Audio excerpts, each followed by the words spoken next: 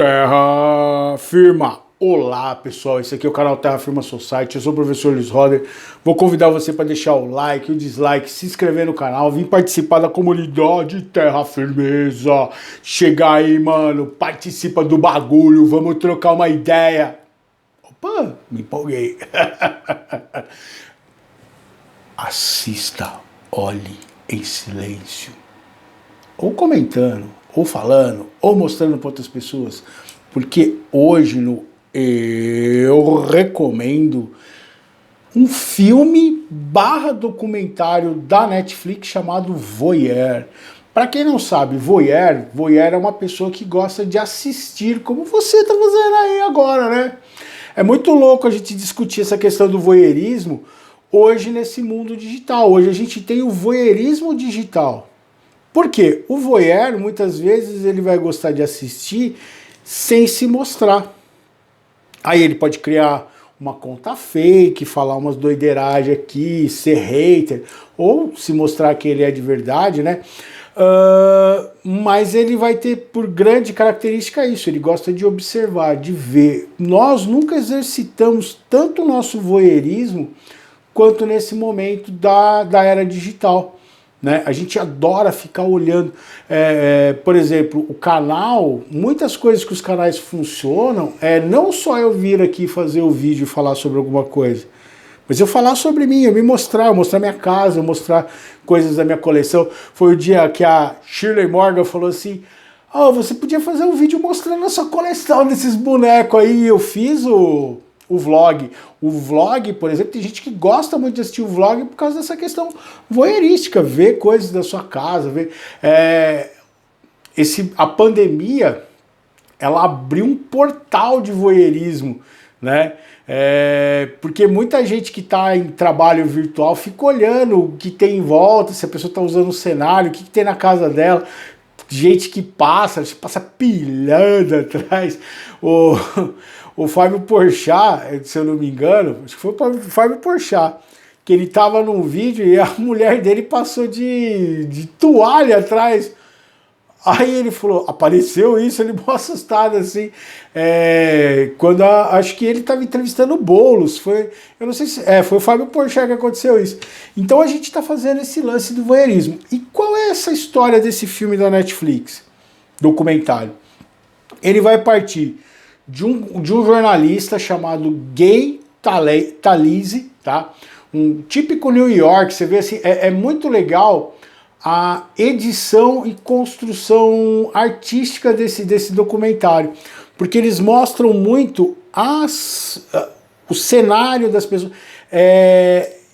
Ele constrói de uma maneira tênue o exercício do voyeurismo na gente. O diretor desse documentário, deixa eu ver se eu acho quem ele é aqui,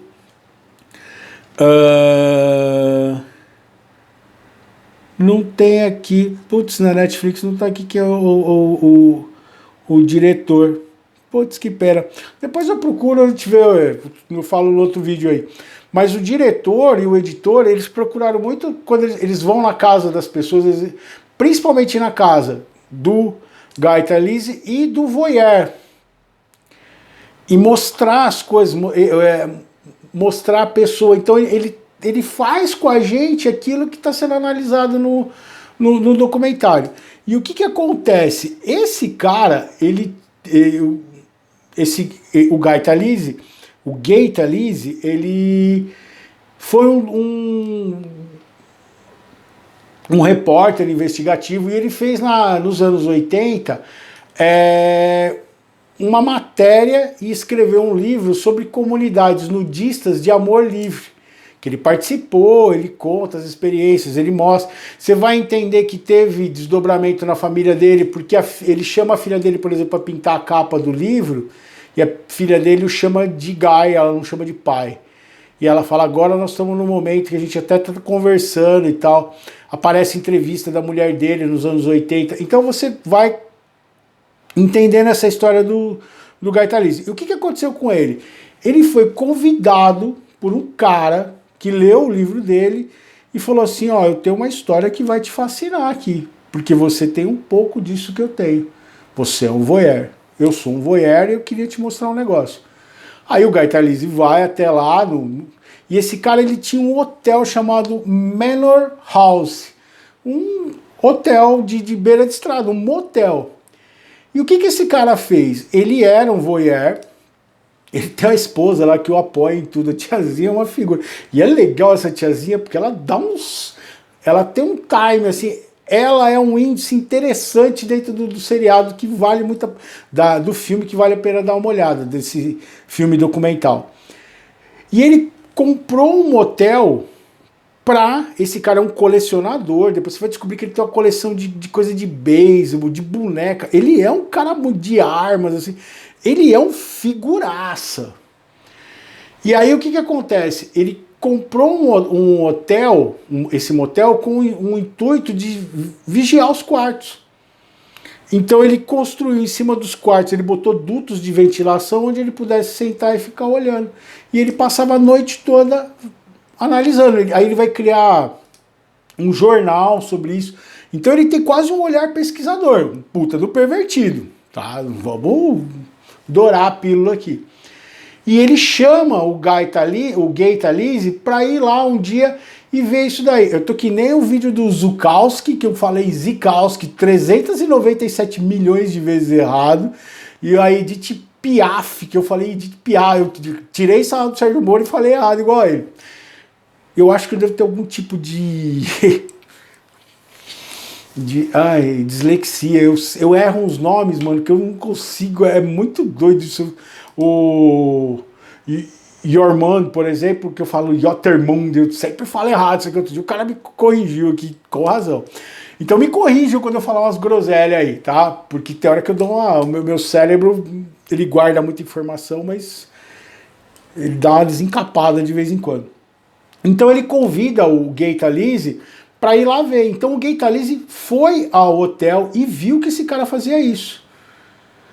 E aí ele começou a escrever sobre isso, só que ele falou assim, Robert Fools, o nome desse cara, ele fala assim, eu não quero aparecer, eu tenho medo das consequências. E passa um tempo, ele vende o hotel, ele diz que ele vende para os coreanos, e ele fala, agora eu acho que se você quiser fazer o livro, fazer a reportagem, eu topo. E o Guy Talese, ele funciona assim, ele faz ele procura o editor dele convence o pessoal e ele sempre publica primeiro na revista New York, que é uma revista prestigiadíssima nos Estados Unidos, e aí dessa matéria saiu o livro algum tempo depois. E ele conta a história do Robert Fools. O que acontece? Esse Robert Fools, ele é um cara que não dá para confiar muito nele. Você percebe que ele é um cara meio enrolado, assim. E ele faz o quê?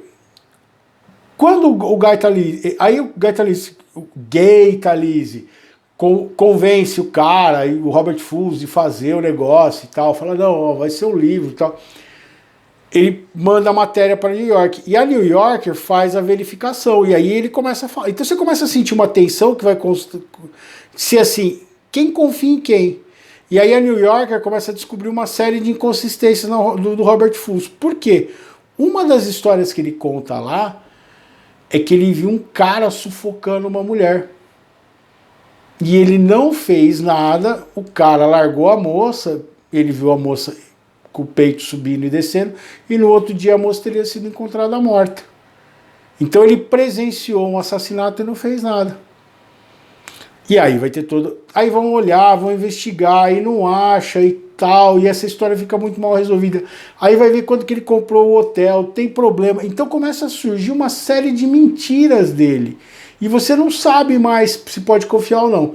A matéria sai na New York, dá um monte... Aí mostra a preocupação do pessoal da New York, na checagem de fatos, do Guy Talese, por exemplo, se ele pode ou não confiar nele. Aí o Guy Talese dá algumas informações, então começa a ter uma treta entre eles. Meu, é muito doido, tem muito vai e volta, e no final termina, quando o livro tá para sair, vem um verificador do Washington Post e fala assim, ó, esse período que você tá falando que ele tinha o hotel não era mais dele, ele tinha vendido para um cara, assim, assim, assim.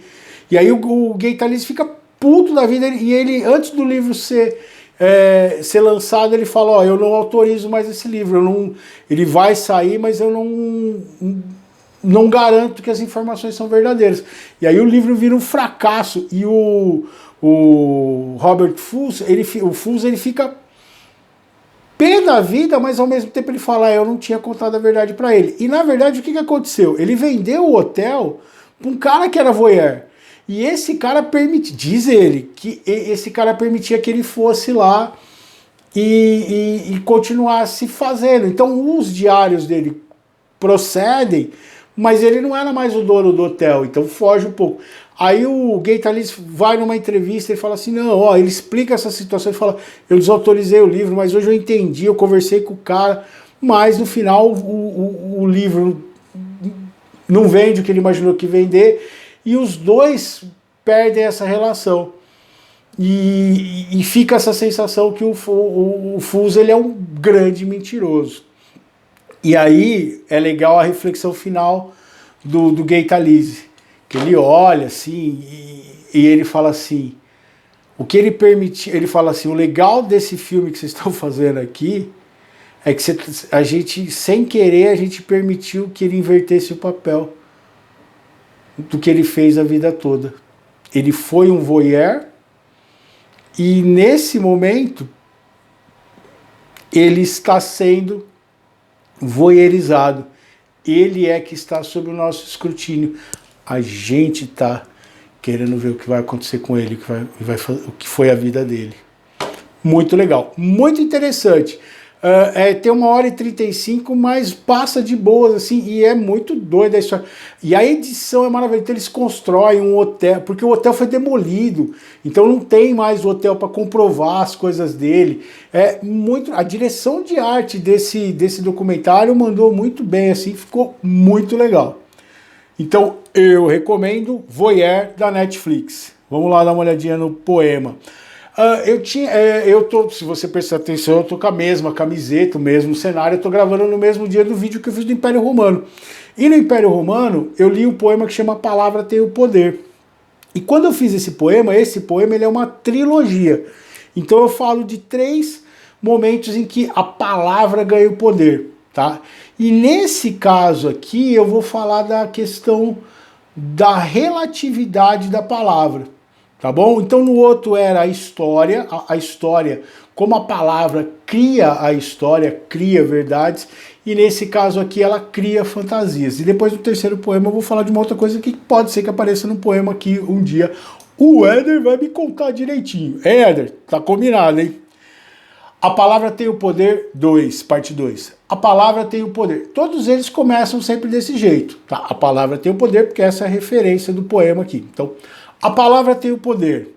Ela cria deuses, lhes dá poderes ilimitados, com promessas feitas de outras poderosas palavras, sobre seres com complexo de inferioridade, de não poderem mais lidar com a sua criação, por temerem uma danação tão palpável quanto a ilusão de que há algo real do outro lado do espelho, além de uma imagem de si mesmo refletida sem nada entender. O homem precisa contar a sua história, o homem precisa existir, ele precisa criar uma verdade, ele precisa criar mundos onde ele seja um personagem. Essa megalomania nossa de achar que existe essa imensidão do universo e tem um Deus olhando para nós aqui, agora para o nosso umbigo aqui, e fazendo as nossas vontades e aceitando as nossas barganhas, assim. Tudo isso porque a gente não consegue lidar com quem a gente é e o quão insignificante a gente é. E esse voyeur, ele acaba fazendo isso. Ele deu verdades para algumas pessoas que a gente não sabe quem são. Ele conta uma história, que uma moça chegou para ele e falou assim, tem um quarto aí que o cara acho que trouxe uma ovelha, uma cabra, assim, e não é certo isso. Aí ele sobe para ver lá, ele tinha esse acesso. Aí eram 2 caras, e um cara se vestia de ovelha e o outro mandava ver nele e ele ficava fazendo barulho da ovelha. A gente cria as coisas mais inimagináveis do mundo, assim. Canais no YouTube, livros, quadrinhos, filmes, tudo pra gente poder ser reconhecido aqui. exista aí do outro lado e dê seu like, seu dislike, escreva aqui. Você já viu essa série? Esqueci de contar alguma coisa? Você conhecia essa história? Participa aí, continua existindo junto comigo aqui e eu vejo vocês em outro vídeo de Terra Firma Society. Tchau, tchau.